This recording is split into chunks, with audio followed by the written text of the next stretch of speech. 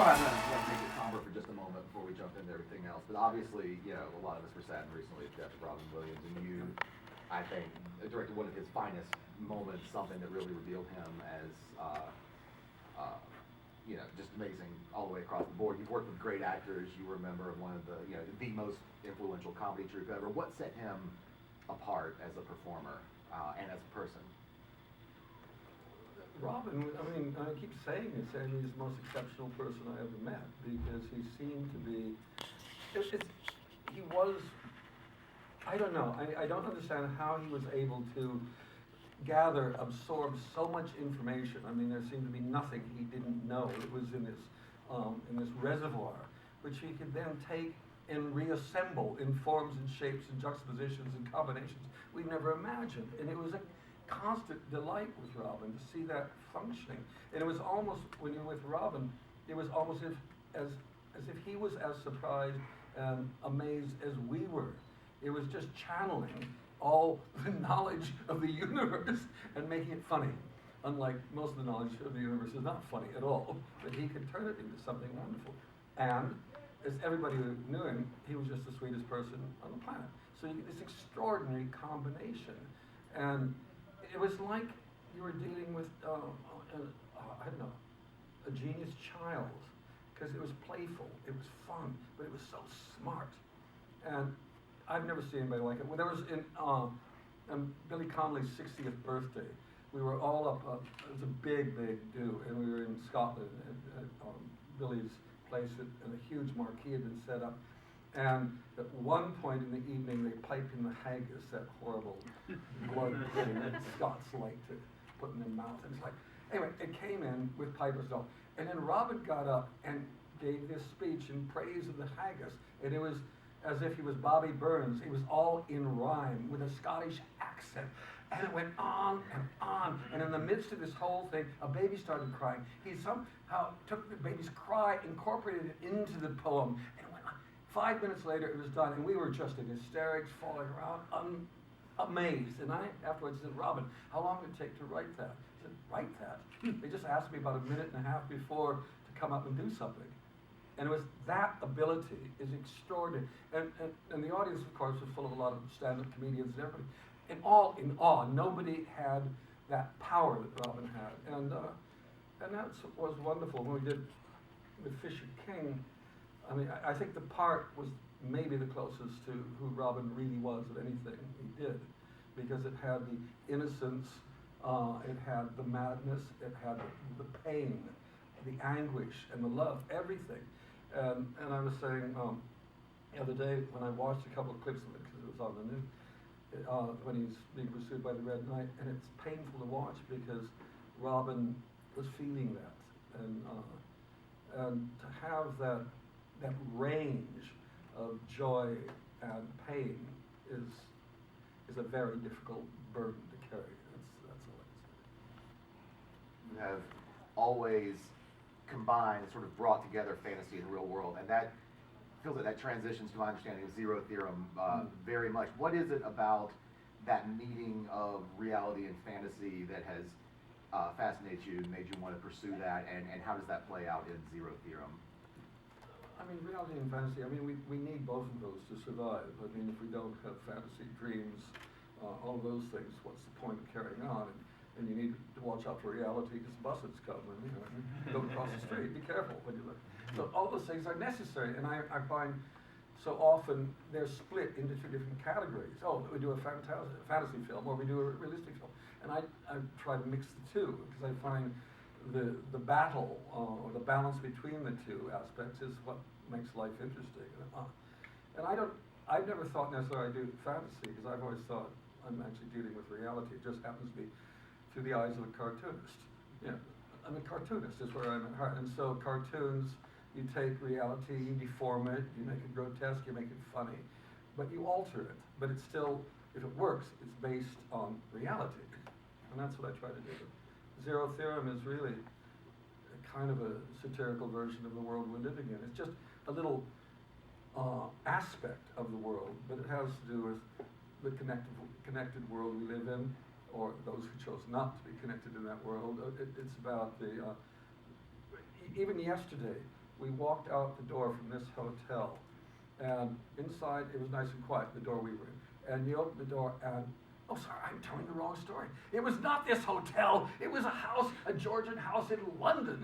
And I was talking about Zero Theorem. My God, it's all coming back now. The clarity of this room is like, it was a beautiful Georgian house. It's all designed to almost be in the 18th century. It's quiet, it's sweet, and it's, I thought it was a quiet street. And we'd been in there for a few hours doing some interviews and opened the door, and outside was light and noise, and it's the opening of Zero Theorem. It's that the shock of the world, if you allow yourself to disconnect from the world and forget it's out there, how noisy it is, how busy it is, how invasive it is.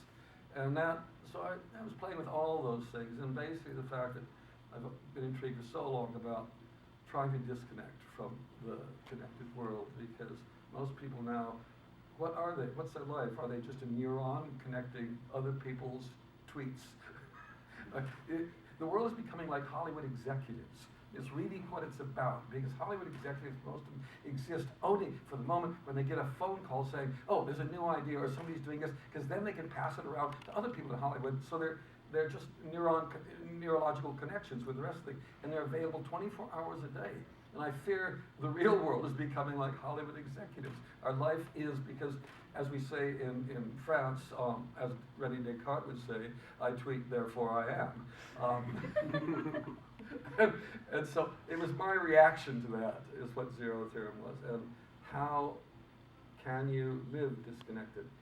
Do you lose your ability to really relate and love with others? And how do you get it back? Or not, as the case may be. You talk a little bit about Christopher. CNN, I'm moving to. Yeah. All angles, which is your good side? Good. That's right. We'll find out. That's right.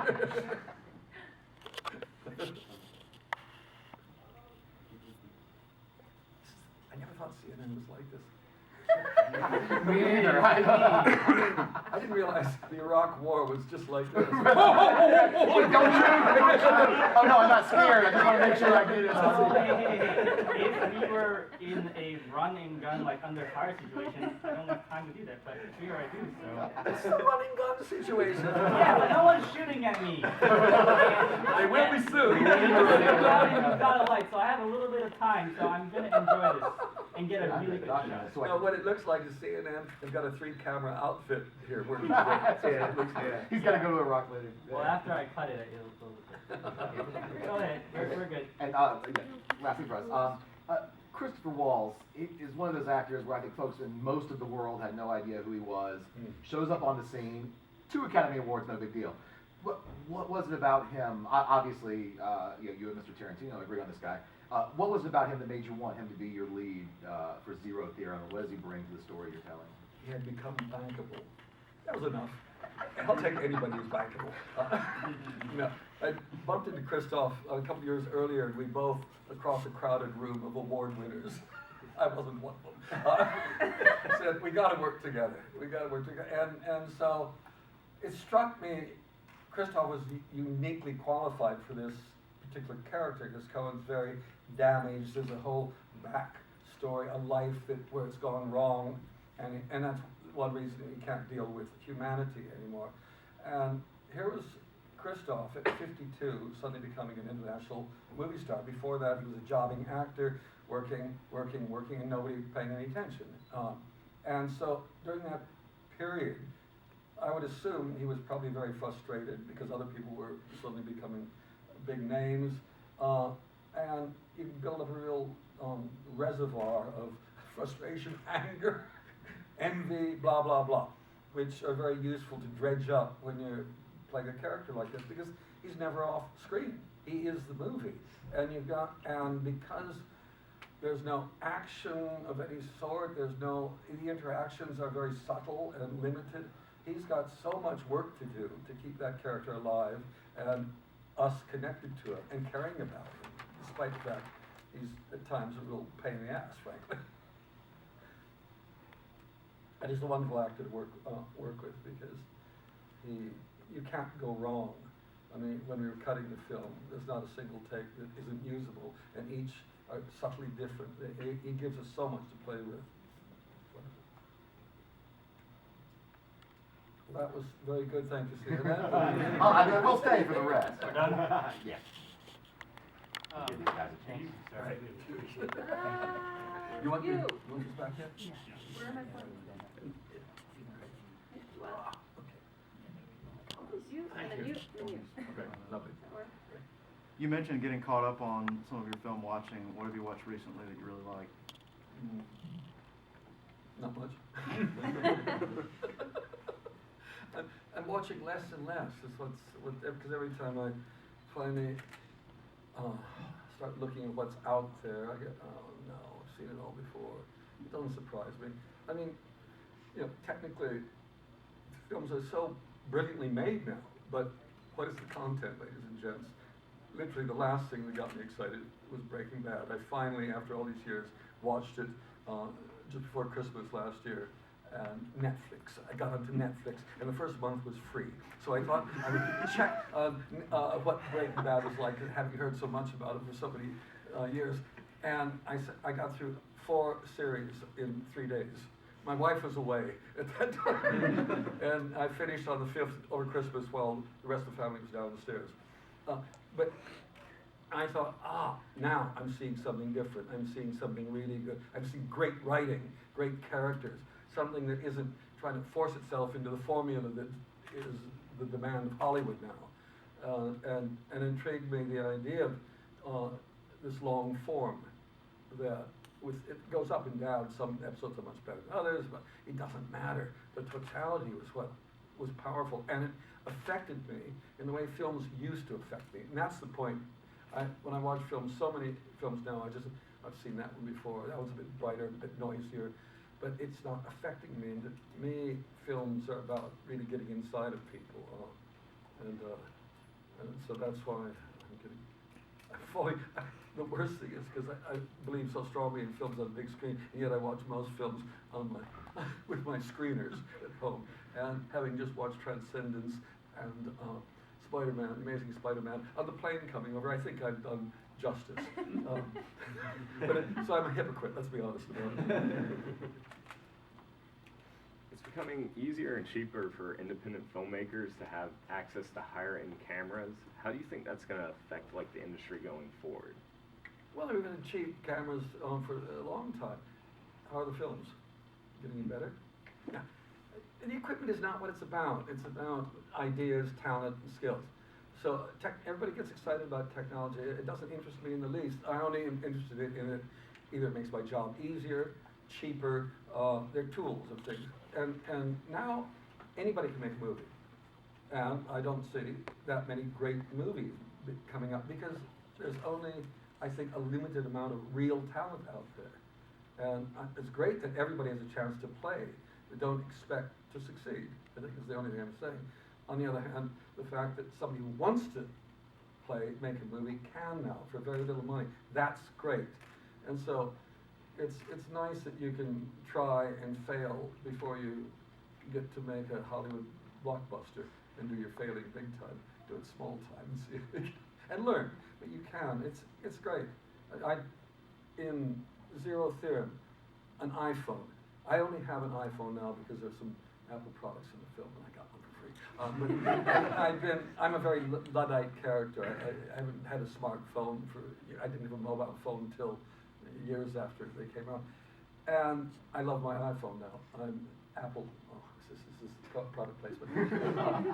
But because it's an incredible piece of equipment. When they're making Zero Theorem, I had to change some lines in some of the scenes. So I did a quick time of the scene, sent it to Christoph, who was in Berlin, emailed it, and then wrote the new line.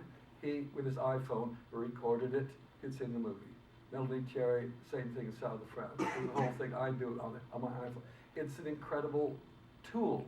And we couldn't have done that years ago, or it would have cost a lot of money because we had to rig up a big, expensive telephone line. Somebody had to go into a studio. These are the sides of new technology that I love. It's fantastic.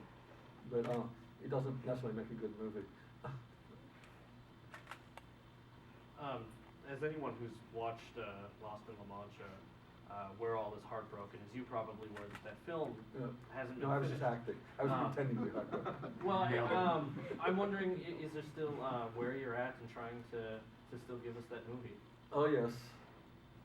I'm not gonna say any more, but yes, it's my default position. Okay. I've got to the point now that anytime I start saying anything about it, I doom it, so I'm trying to keep my mouth shut. Okay.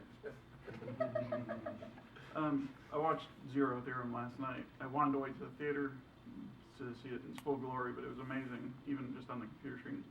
One of the things I had noticed and was kind of struck by was the format of the screen, the size and the rounded corners that you chose to use. Can you talk a little bit about the reason? This is the for that question I've been choice? waiting for. This may be the first time it gets written by. I'm a former projectionist and theater manager. Well, I'm glad you so- spotted that. That's brilliant. Oh, I loved it. It felt very much like almost an old time Yeah. projection screen before they blocked off the corners of And the that's screen. why we call it a one-size-fits-all, full-gate, semi-vinyl motion picture. Please write that down. Wow. I'll explain that now. Because it's one-size-fits-all. In my perverseness, or I'm not sure what it was, we shot it by, the proportions are 16 by 9, not 185 to 1 or 235 to 1, which is why it's what you see on your television screen now. And so it's one size fits all. I thought people, since they're going to watch it anyway on their phones and their iPads and all, okay, I want them to see exactly the same thing as you see in the cinema. So that's it. So there's no cropping when you get to the TV format or anything. That's it. So that's the one size fits all. Full gate is because we shot it. What you see is the full gate in the camera, and it has the little rounded edges. That's what it is. Within most films, or in all films, there's a safety area inside, which is how normally you see films. We went for the whole thing. So you see the full gate, and if there were hairs in the gate, you would see them, but we had a good crew. So there aren't hairs in the gate. There's a little funny scratched on one side. And so and the last time people have seen that is with silent movies, because subsequently, we don't show that. So I thought, that's more fun as well. And then it's vinyl, because vinyl being analog, and we shot on film. However, there were 260 digital effect shots, so I couldn't lie and say it was full vinyl, so it's semi-vinyl. and that's it. And what was interesting about the rounded corners, having huge problems, because the producers and then even some of the quality control guys for the distributors say, no, we won't accept this. This is wrong. There's rounded corners, because what happens at 16 by 9, there's little strips of black down the side, because we don't go to the full side. But how many times you go to the cinema and you see the side curtains pulled and half the film is on the side curtains?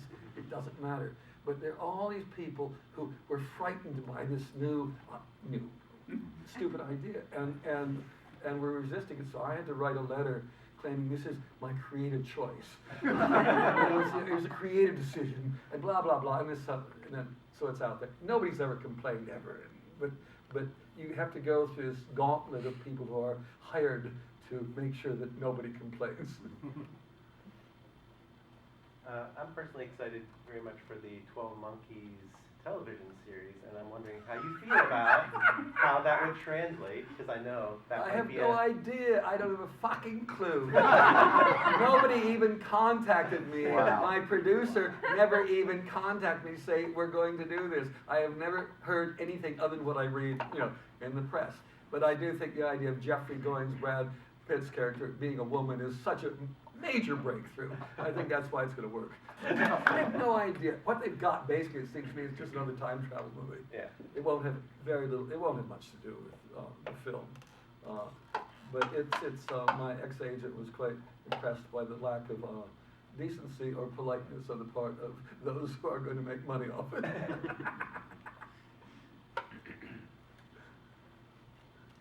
You said when you made Tideland, which is I think a completely underrated movie. I'm with you all the way. You said that your inner 12-year-old was a little girl, and Yeah. I'm wondering if you still feel that way. Well, that was a joke. But making that movie was getting to play with dolls. Because whenever I'm making a film, I have to be the characters, as many as possible. and you know, July's a rose is the main, so I had to become like a little girl playing, and it was almost as good as being in drag on the Python shows.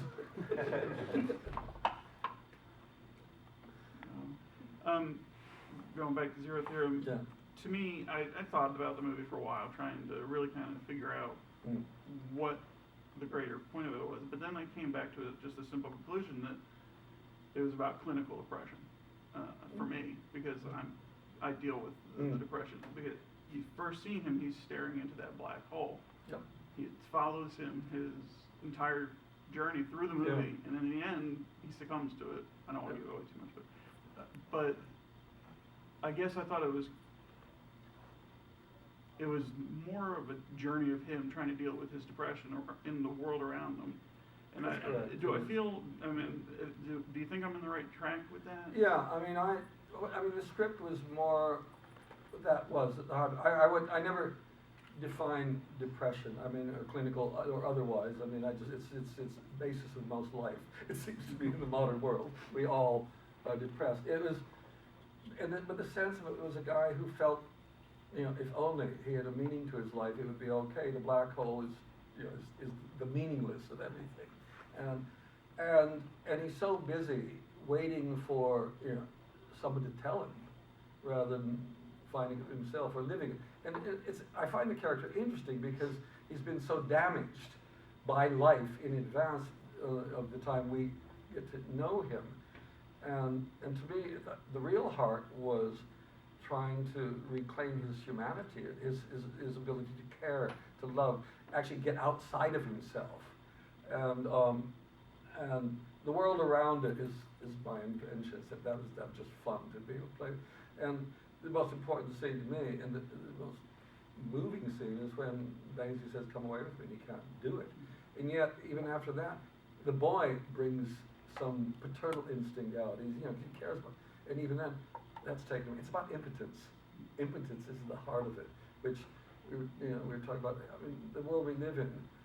Those of us who pay attention to the world, or read the news, feel we can do something about it. The older you get, you realize how impotent you are to change things, and that's the sad thing. And in the end, the ending was not in the original script. I just wanted to leave him with one moment of control of something, some power. If only to let this virtual sunset in a virtual. But it was like, so it was really, it's really. I talked about all these other things, but that's the heart of it.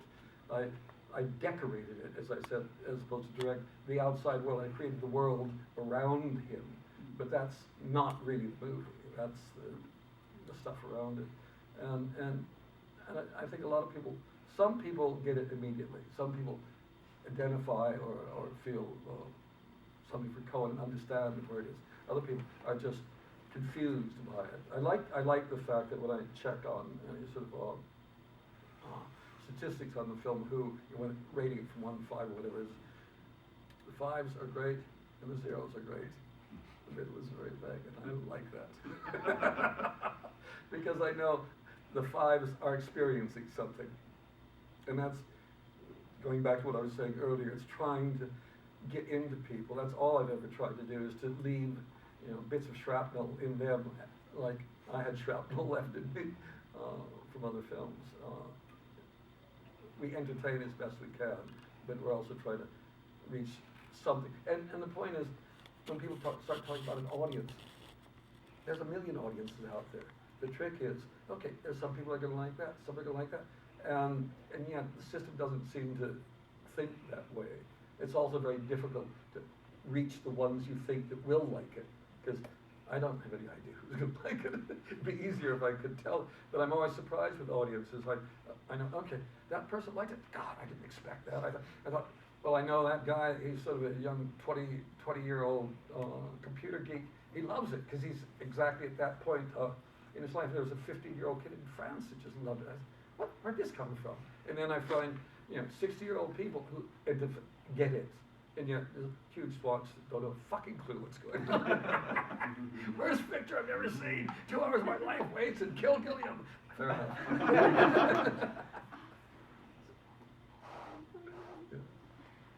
Hi, Hi. I have been thinking a lot about Chrétien de Troyes lately and the which? Chrétien de Troyes and the Percival myth Yeah. from English literature. Yeah. And obviously you're a fan of the Percival myth, and I have been thinking about the way that that archetype has sort of become not only a recurring theme in your films, but emblematic of like the frustration that I think you feel with Hollywood and the immature fool and their inability to sort of see the middle ground in terms of, you know, this difference between it has to be either a blockbuster or you know, an indie low budget thing made for nothing. And I was wondering if in terms of that sort of mythology, that archetype, like what is the way forward? What is the way for us to get to a middle ground? Because obviously Chrétien died and left the whole thing unfinished and didn't tell us where to go from there. Well, I don't know. I mean, the key for me with Parsifal is that here was this young, bright guy. He actually gets to where he's supposed to go, but doesn't ask the right question. And he then spends the rest of his life trying to find where he already had got to, trying to, and it's this business of asking questions rather than accepting things. Or in Parsifal's case, he's polite. That's his great sin, is he's polite and doesn't ask the question. Don't be polite. Right now we live in a world where everybody's terrified of offending. Fuck that.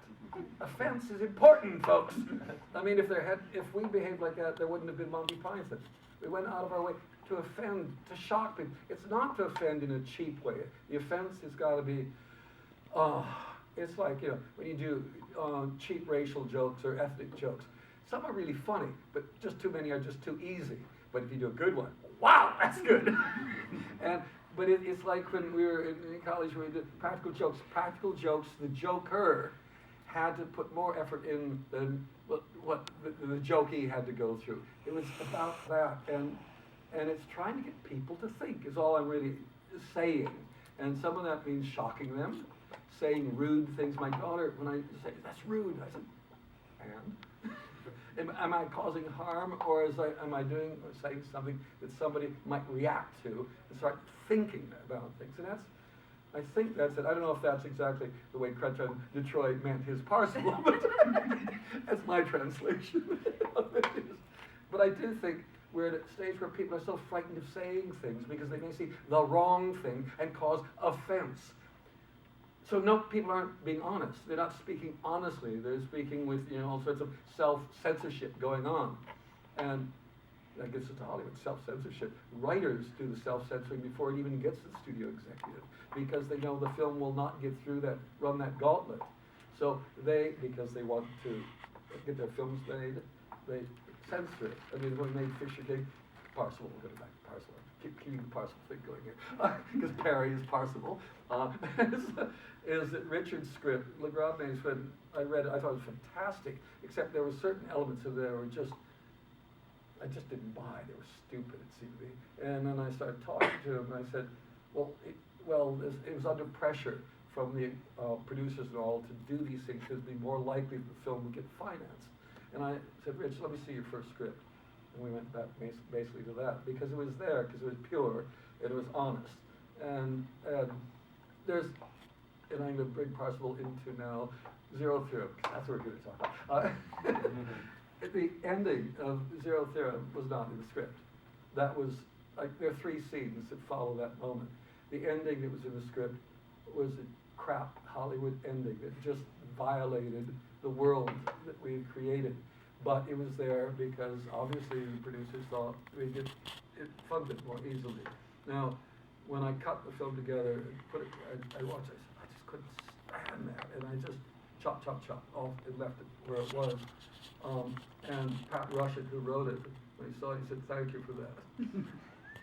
Because, again, it's how you want to succeed, you want to achieve, get your work done, and you make these little compromises all along the way, and by the end, you've violated what you set out to. So it's a very hard balance how to play this game and get films made because they're expensive. But most of the work is the self-censorship of the writer is where the problem begins. And I don't know how you get around it, frankly, to do what we did. There was the happy ending, and I cut it off. Like Chrétien. Well, you were talking about leaving pieces of shrapnel in people, Yeah. and you were saying some as films had done for you, and which films had left those pieces of shrapnel? Oh. Well, the ones I didn't know, there was shrapnel, I remember as a kid, Thief of Baghdad, the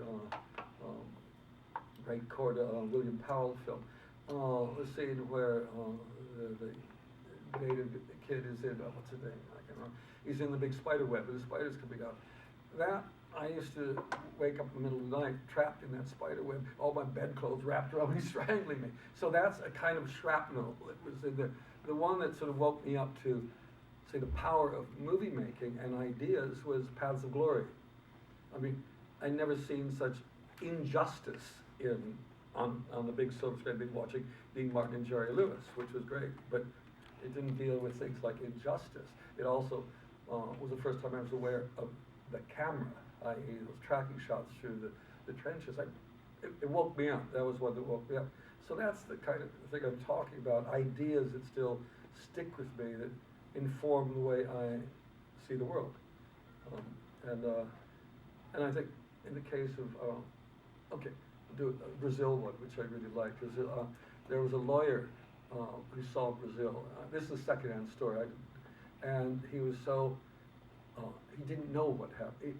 Something happened to him. He went back to his office, locked himself in for 3 days. There was the publicist from Universal, a woman who, this is the first time experience, she said when she saw the film, she thought it was really good. Went back home that evening, she'd take a shower and just started weeping and couldn't stop. Now, on the good side of it, then you do Fisher King, Dave Crosley of Crosley Stills and Nash. He had been in an accident years before, and his wife died. I'm not sure. I think he was driving the car. It doesn't matter. And he couldn't come to terms with that. And he saw Fisher King, and like Robin at the end, there's a catharsis. And he said he could live again. Now that's interesting when a film does that to somebody. So that's what I'm talking about, I suppose, about shards. Oh, there was another one, a woman who saw the film, lived in New York, Manhattan, and afterwards walked home 20 blocks and realized she'd walked 20 blocks the wrong direction. She was, you do that, and that's what so many films have done for me, and I suppose that's what I'm trying to do. And when that works, you feel, we pulled something off here that's worth it. And hopefully there are ideas or attitudes or views of the world that are different than the straight mainstream road. That's all. The three of your films described as a triptych, which was Brazil and then 12 Monkeys and now Zero Theorem, kind of a dystopia, I guess. Does that necessarily mean that you're finished exploring that type of world? Because triptych, I almost feel like that's a complete set. I'm not the one that said that. Oh, okay. So, but it's fun. No, I mean, I'm not even convinced I'm dealing with dystopias. It's just this version of what I see the world is now. I mean, Brazil was about then. It just happens that now is even more like Brazil than it was then. I mean, I do take full responsibility for the creation of Homeland Security, because it's clear the Ministry of Information meant a lot to a lot of people. And then like this one was about now, is really what it is my view of now. But what's interesting is because the film takes place almost entirely inside the church, my only moment to deal with what I thought was now was outside on the streets the few times we get out there, and the overload of information and stuff that's out there, all demanding it. And then it's my chance to nail advertising. So, we turned the Occupy Wall Street into Occupy Mall Street. And then Shoppers of the World Unite and bring back an old communist thing. And so that's the side that I get to be more satirical, and then inside is this other story that is hopefully interesting. Time for one more question. Is there anyone who hasn't asked one that wants to ask one? Mika. All right, taking things in a Matthew direction. The zero theorem. Why do they want to solve it?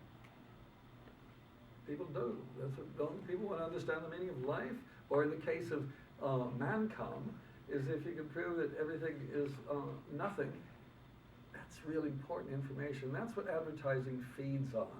Advertising feeds on your incomplete life, your frustrations, your dreams are never fulfilled, and the more incomplete you are, the more things we can get you to buy. And so it seems, it's just good business, it seems to me.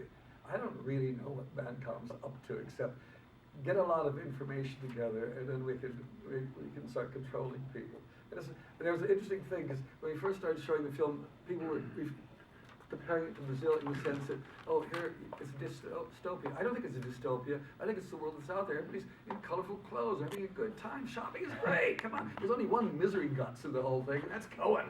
Everybody else is having a fine time out there. That's a utopia. And there was something else that they said. What is it? Oh, shit.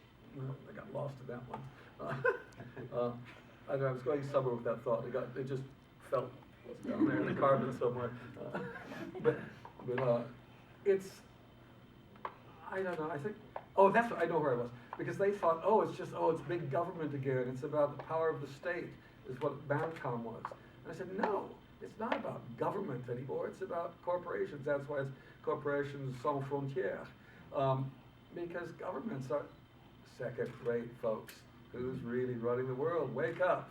Your government is just doing the show. Out there thinking that you think, because you live in a democracy, that we have control of what's going on. It's corporate world we live in, folks. It's a joy, because I love my iPhone. Can we get a one Monty Python question? Uh-oh. Yes. No, very quickly, 4 decades later, yet a troupe that was so British, and particularly on the television program, the references were references that none of us get. Yeah. And 4 decades later, in the States, everywhere else, people remain fascinated with the work you did. What happened? Why? Why do we remain that so engaged? It's the great mystery of life that I will never know the answer to. It's like, I really don't. It's a strange mixture of very intelligent stuff, very silly stuff, rude stuff still. We still aren't fear to offend.